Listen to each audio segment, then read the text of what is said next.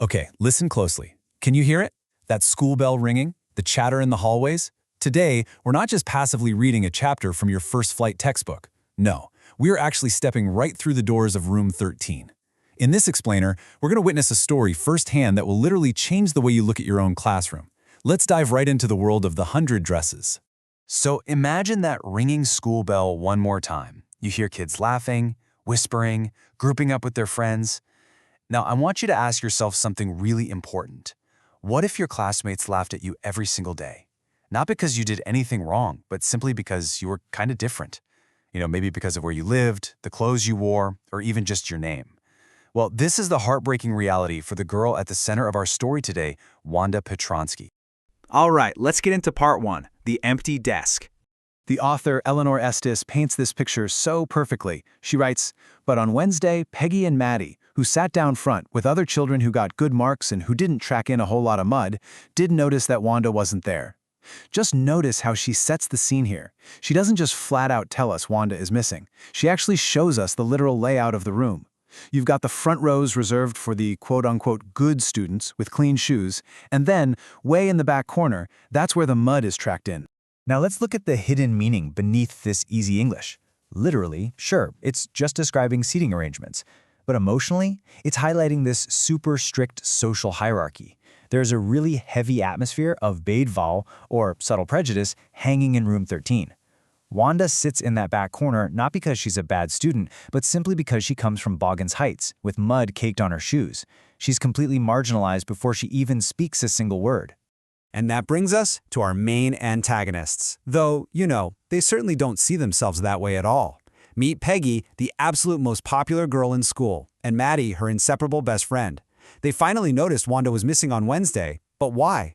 Was it out of genuine concern? Absolutely not. They noticed because Wanda made them late.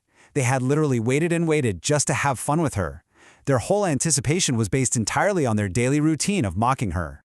Then there's her name, Wanda Petronsky.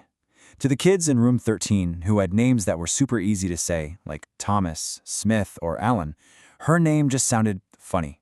And not funny like a comedian, but strange, unfamiliar. It is a really stark reminder of how a simple name can instantly label someone as a total outsider. It completely strips away their sense of belonging and just isolates them in a crowded room. Moving right along to part two, the 100 Dresses game. Okay, I want you to picture this cinematic moment. The girls stop their game of hopscotch in the schoolyard and just gather around Wanda.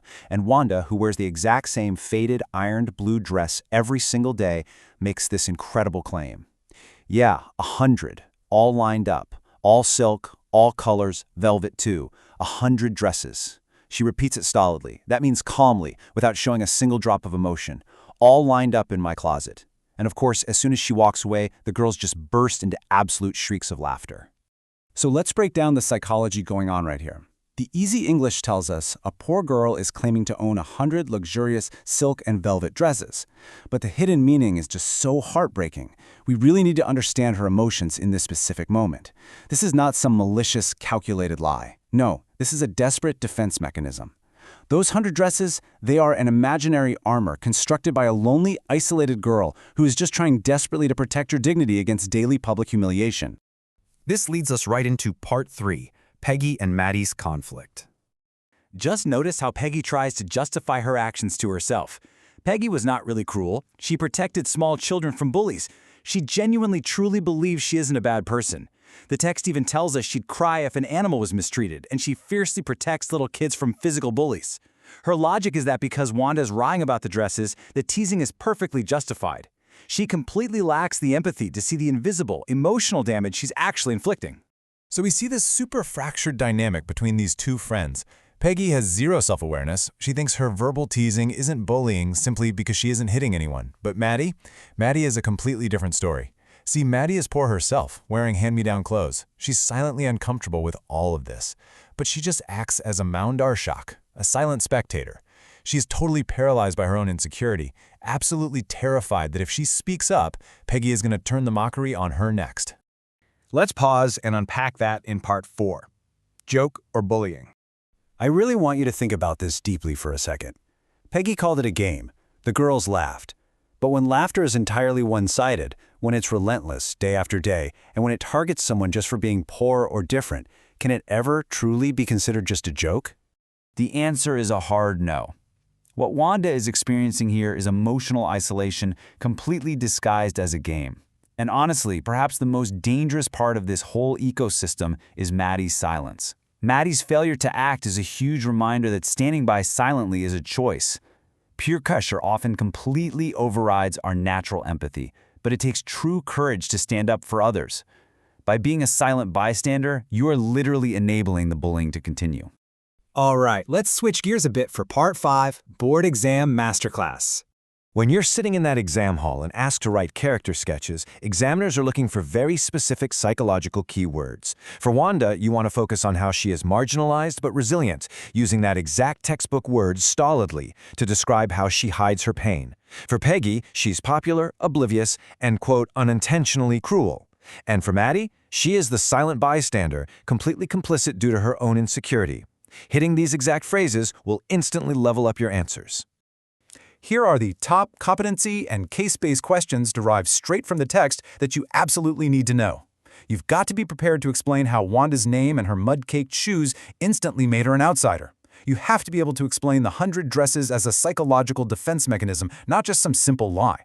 And crucially, you have to articulate the complex difference between Peggy's blind arrogance and Maddie's cowardly silence. Almost done. Let's wrap this up with Part 6, 1-minute revision. Okay, here are your final rapid-fire takeaways. The core theme?